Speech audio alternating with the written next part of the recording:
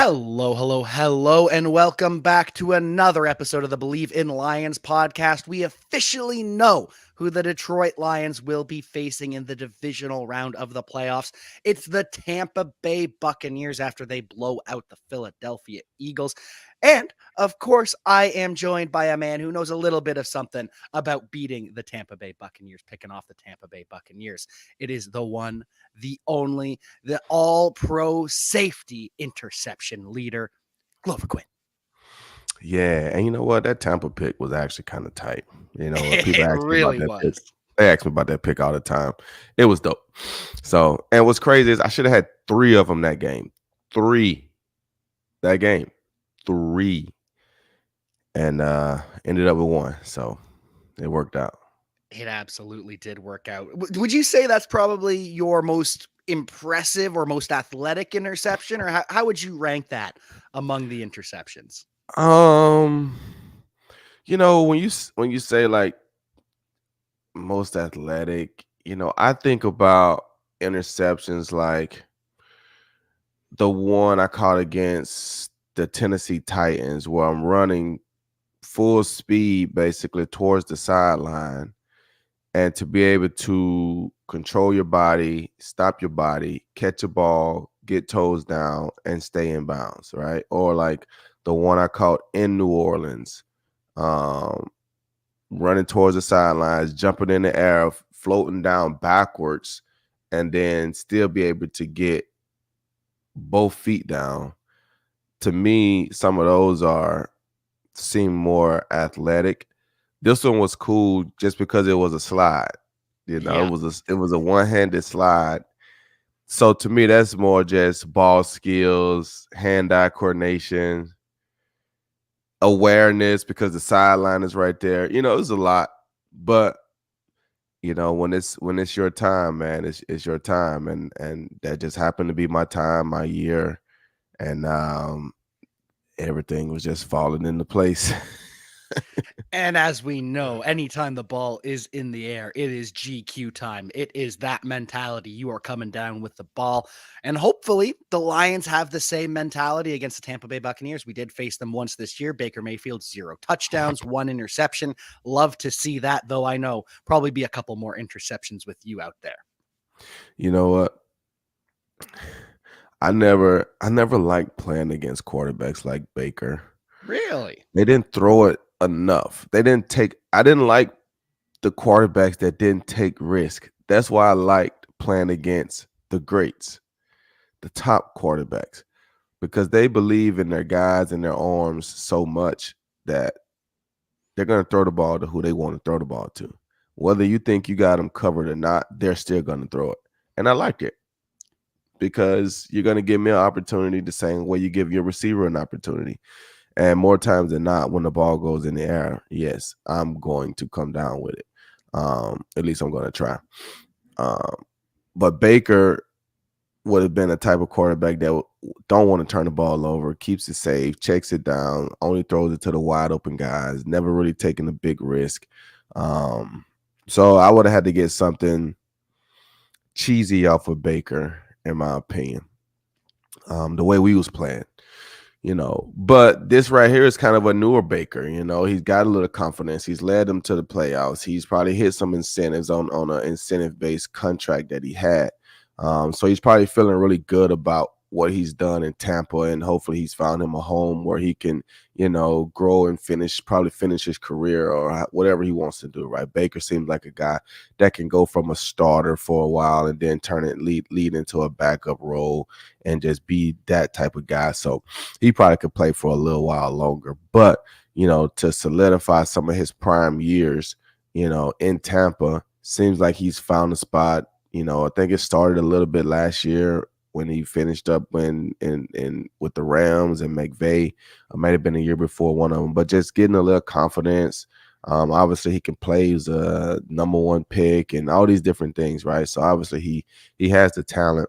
So now he may take a little more chances. I saw him throw the ball down the field a little more last night, trying to hit Mike Evans. Throwing the ball down the seams. Still a lot of wide open throws. Didn't really see him try to fit the ball in the tight windows, but he didn't really have to. as much either. Um, so yeah, I mean, hopefully we can get a couple interceptions off of him. I know I would have probably had at least one play in mind that I would try to get if it all worked out for sure. And that's kind of what I was thinking last night too, is just so many wide open wide receivers just running through the Eagles secondary. And it didn't even have to be deep. We all saw the Trey Palmer touchdown where it's he's 3-4 yards downfield, breaks a tackle, and he's gone. We also saw the David Moore touchdown where it was run after catch. It was a lot of that, but it's not that Baker can't throw down the field.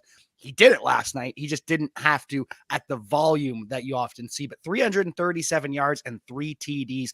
Not even Tom Brady had a 300-yard plus 3 TD game as a Buccaneer in the playoffs. Now, granted, he was often way ahead. They could run the ball, but still just goes to show that Baker Mayfield has really turned it around. Now we get first overall pick versus first overall pick.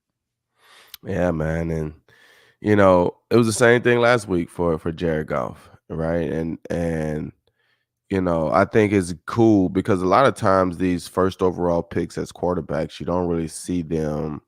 Uh, a lot of times they don't carry their teams to the playoffs because these teams are just so bad. The organizations are bad, and it just takes time for them to get there.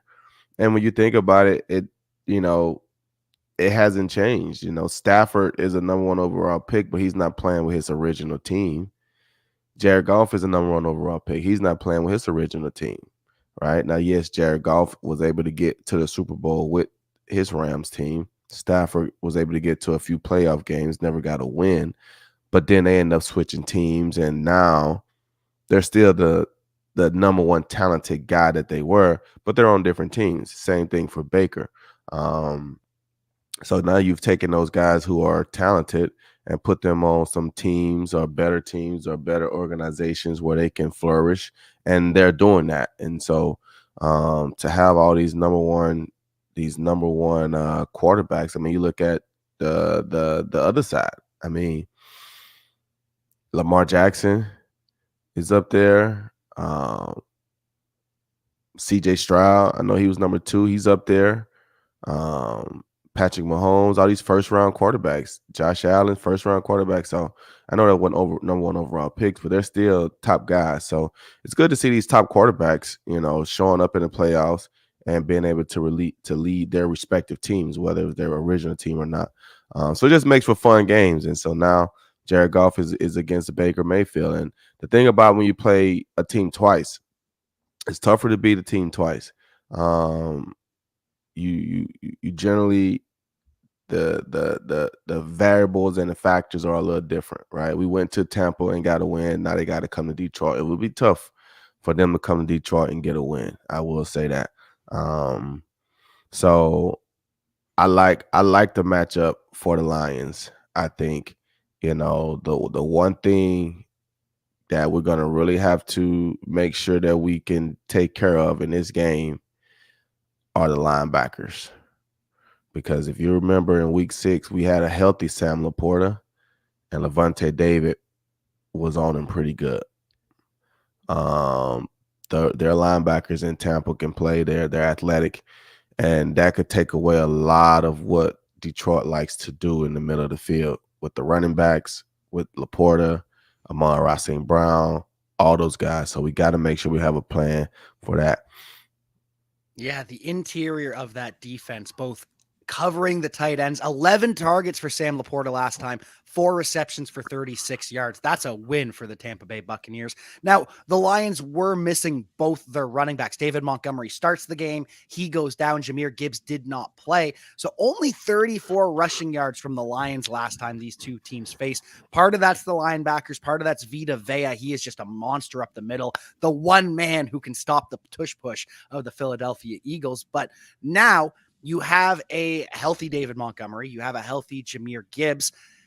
Does that help? Does that change the game plan? Or as we saw last night, the Bucs are still incredibly difficult to run on. They really shut down the Philadelphia Eagles at the line of scrimmage. Yeah, I mean, I think the Bucs are a good defense. Don't get me wrong. I think Philadelphia, I think they lost their edge going down the stretch. I think they they had some sinkage of the ship internally. I think what happened, we had that one game where AJ Brown basically comes out and says the same thing that Jameis Winston says. Oh, we just kind of did our own thing. When you have an organization where the players are just saying we're going to do our own thing, you're running into trouble, because now as a coach, you really don't have control over your team. You don't have control over the locker room. Those guys don't respect you enough to not just do whatever they want to do. And I think that's what we saw going down the stretch. You run into too many egos, too many guys that feel like this or that, and that I mean, you have all those guys on the defensive side of the ball. They don't want to tackle anybody. They're playing soft, and so Tampa just took it to them. They were more physical. They played harder. They played like they wanted to be there. Philly just kind of went through the motions. So, congrats to Tampa. Nobody thought they would be here at this moment. Nobody did, but they're here. And when you're in the playoffs, none of that stuff matters. It's all about who's playing well right now. So the matchups that we have next week, Tampa, Detroit, it's gonna be a good game. Like I said, I think it's gonna be very difficult for Tampa to come into Detroit and get a win. So I will hope that the Lions show up ready to play again at home. Now, Green Bay going to San Francisco. It's gonna be a tough game for San Francisco. It's gonna be a good game. Gonna be a good game. I will say that. So, it's a great weekend of football coming up. Great weekend of football coming up. It really is. And this kind of goes into what you were talking about yesterday, that if you had your choice, you'd rather play the Philadelphia Eagles because of how bad they've been lately. But if they played good enough to beat the Buccaneers, maybe we don't actually want to face the Philadelphia Eagles. And it would have been a homecoming for Darius Slay. The fans would have been riled up for the return of Matt Patricia. Instead, the Buccaneers dominate. They take care of business. And this is a team that is not the same that we faced back all the way in, what was it, week 6, whatever it was. It's a new team. At that point, they were kind of the scrappy competitors. They hung in there every game, but you kind of figured maybe they win, maybe they lose. Now, the Buccaneers are just hot. They win.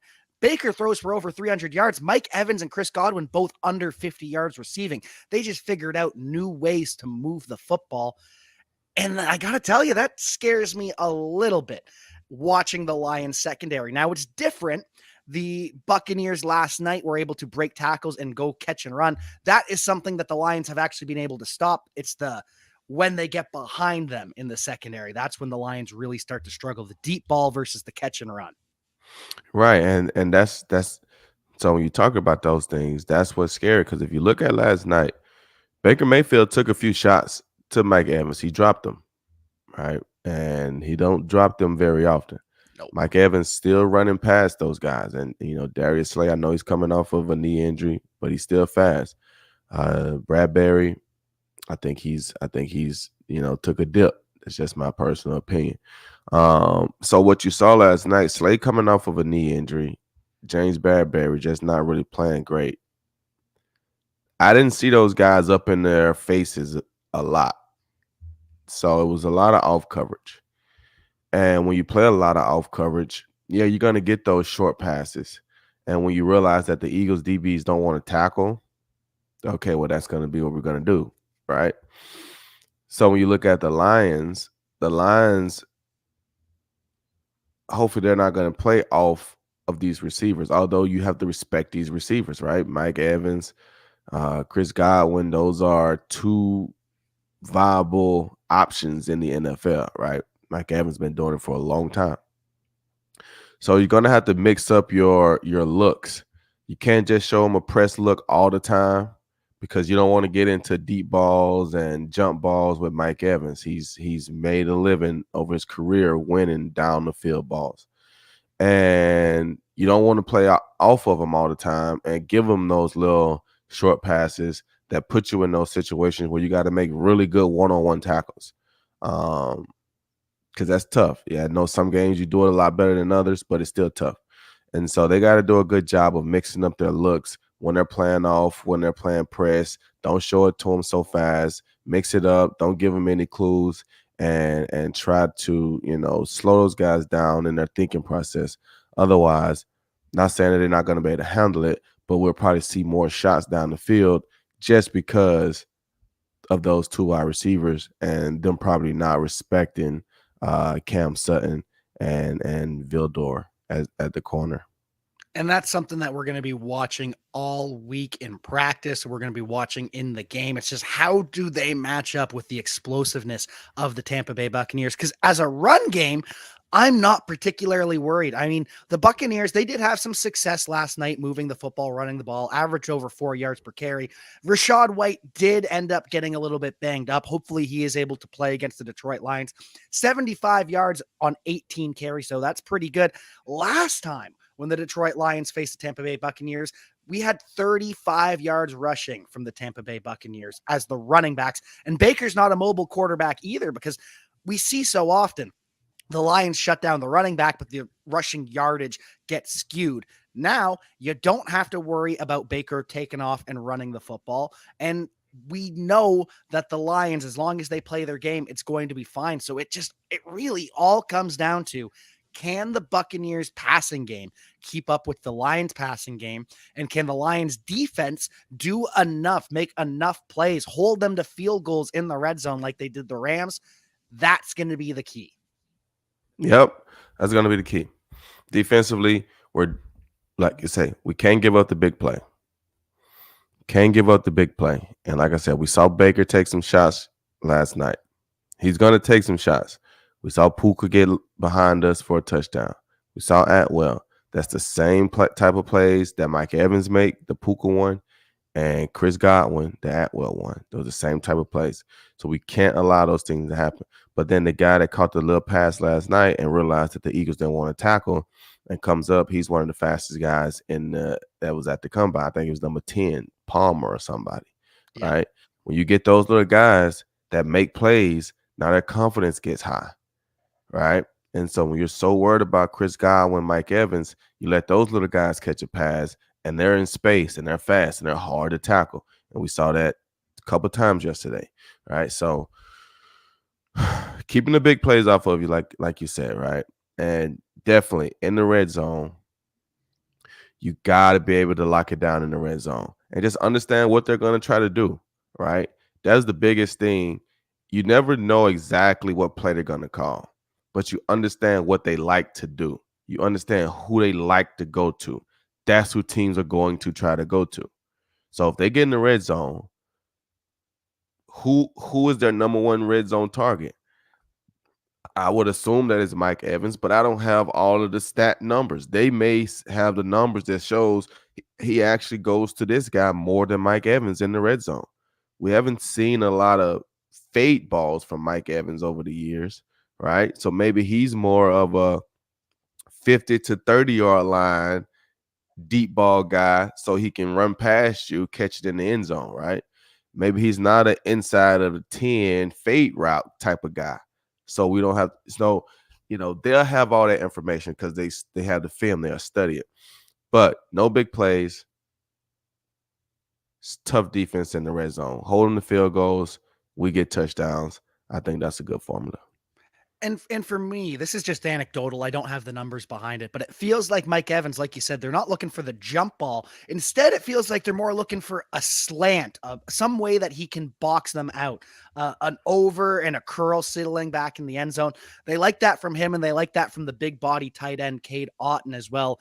8 grabs for 89 yards last night. When the Lions faced them, they did shut Cade Otton down. But again, this is a new Tampa Bay Buccaneers team. The Lions defense is better than the Philadelphia Eagles defense. Lions fans want to complain about the Lions defense, but at least they are going to make the tackle. They might get burned every once in a while, but they are going to bring the ball carrier down. So I'm excited. We talked about this yesterday. I really do think they match up well with the Tampa Bay Buccaneers. I was surprised at how poorly the Eagles matched up with the Buccaneers, but sometimes it's just not your night. And unfortunately, it's not Jason Kelsey's night in the NFL anymore. He told his teammates that he's retiring. All-pro center. you just hate to see it. You hate to see it go down in such a disappointing way. Yeah. And, I think, you know, such a promising year that they had, and for it to end the way that it did, obviously that's just not how you want to go out. I'm kind of surprised at the timing of it. Um, you know, for you guys to just lose like that and you make the announcement like right now. Um, Obviously you were going to do this anyway. So, for me, if I'm going to do it anyway, I probably would at least waited to, calm down, just put my feelings out there about the game and how I felt, and then, you know, announce my retirement later in the process. You know what I'm saying? I think right now announcing it kind of gets lost, and I don't know if he gets the proper, you know, respect or go out that he kind of deserves, because we're all talking about how awful they played. Yeah. You know what I'm saying? We're talking about how awful they play. It's not like they won the Super Bowl and now you're just retiring on the spot. Like, yada, yada. That's different. You guys didn't play really well. You hadn't played really well for 7, 8 weeks. You lose a very disappointing game into a very disappointing season, and then we get the news today. So, congrats to him though on a great career, man. He did it for a long time. Been one of the best for a long time. So I hate that he got to go out like this and have that bitter taste in his mouth. Um, but sometimes that motivates you in the second round of things that you choose to do. And so congrats to him, and hated it went out that way, man. That's kind of how I feel about it too. Is it just adds an extra sadness to it. It's still reeling from the loss, the Philadelphia Eagles. It's just altogether sad. And then you see this and it's like, damn, the Eagles are changed forever because of this. Jason Kelsey was a fixture. And then they've got other guys, Fletcher Cox, Brandon Graham. They're both free agents. We don't know what's happening with Lane Johnson, but waking up this morning to that news, it really just hit me like, this is not your Philadelphia Eagles team anymore that you've watched for so long. It's a new era, for better or for worse. And I hope Jason Kelsey has all the success in the future. He was marvelous to watch. Hope he keeps the podcast going with Travis Kelsey as well, because that is a great show. But it's just the nature of the NFL. You can't always go out on a win like you did. Right. I went out, but I wasn't even in the playoffs. So I Yeah. can't even say I went out on a win. Um, but that's just when you look at that Philly team, and they put it up on the TV last night. I think it's probably time. Um, and they may struggle a little bit, but when you looked at, you know, Jason Kelsey, obviously he retired. Fletcher Cox, free agent, right? Like, I don't know if he'll be back. You look at Brandon Graham, he's year 14. He's 15-year guy now. You look at Lane Johnson. He's just some of your guys that have been pillars for your team for so long.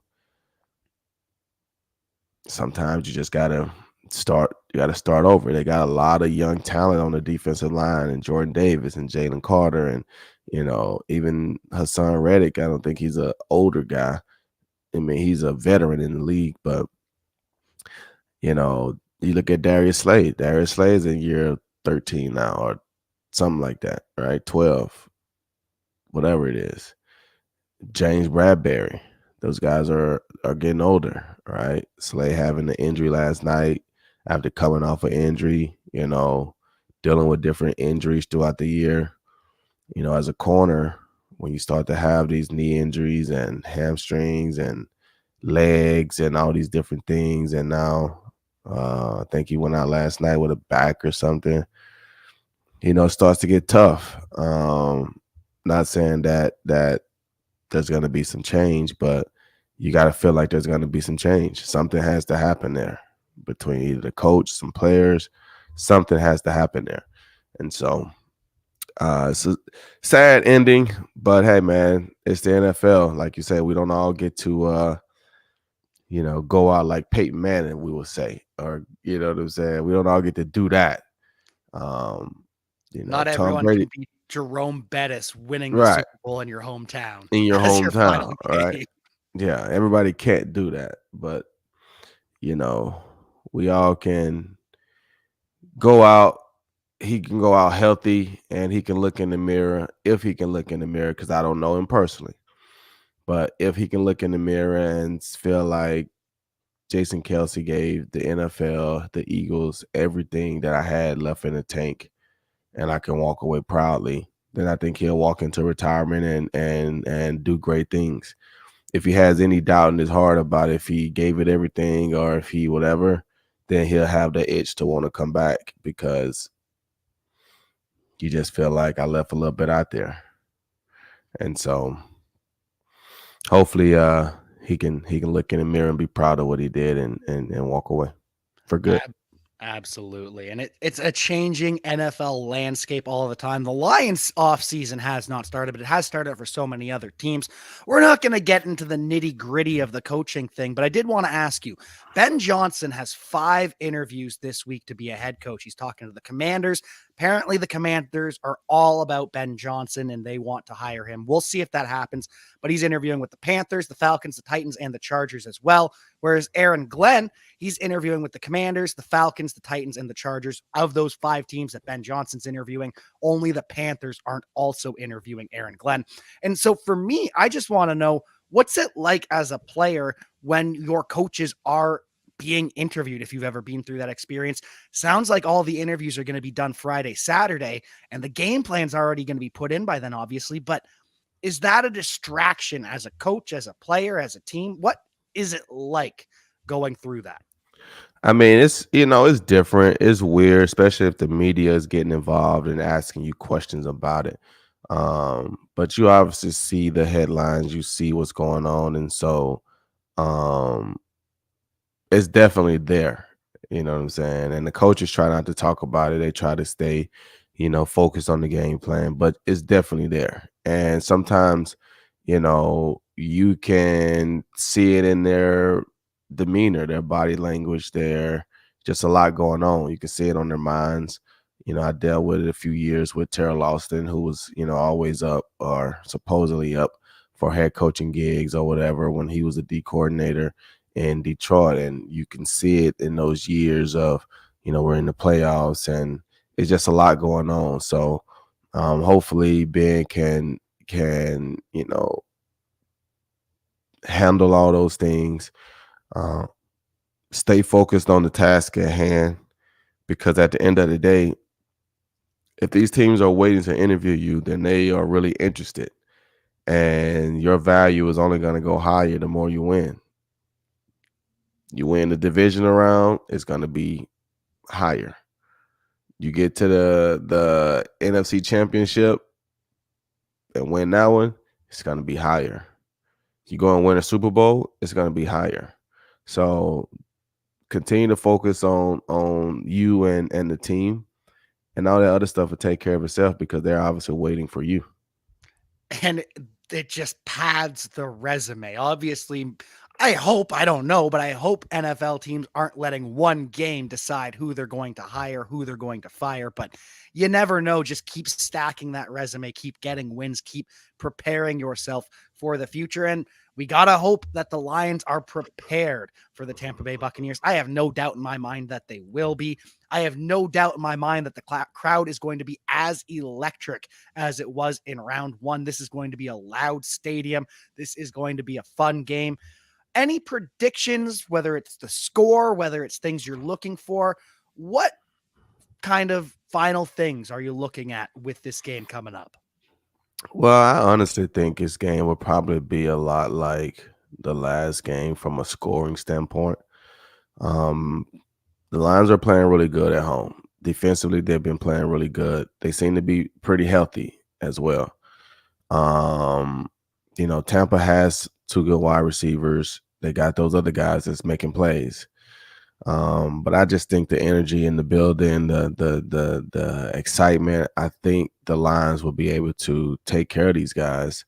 Um, I know scoring was difficult in Tampa. They only scored 20 points. Um, but that's outside on the grass, on the road, being at home in your environment. You got both running backs back, although I don't know if this was accurate what I saw, but I saw Jameer Gibbs didn't practice today. Ooh. Um, Said he was out with a hamstring or something. But that could have been, I don't know where I saw that, but it said injury report. Um, so we'll see what's going on there, but hopefully the guys are healthy. Maybe it's just a rest day, giving the hamstring a break or something. Um, but I think the Lions can get this win. I think it'll be a tough fought game, but I think, a lot like the Kansas City game. It wasn't like Kansas City blew out Miami. And even like the Tampa game last night, it wasn't like they just came out like the Lions and the Saints and used 21-0 in the first quarter, or kind of like the Packers and the Cowboys where they just kind of blowing them out.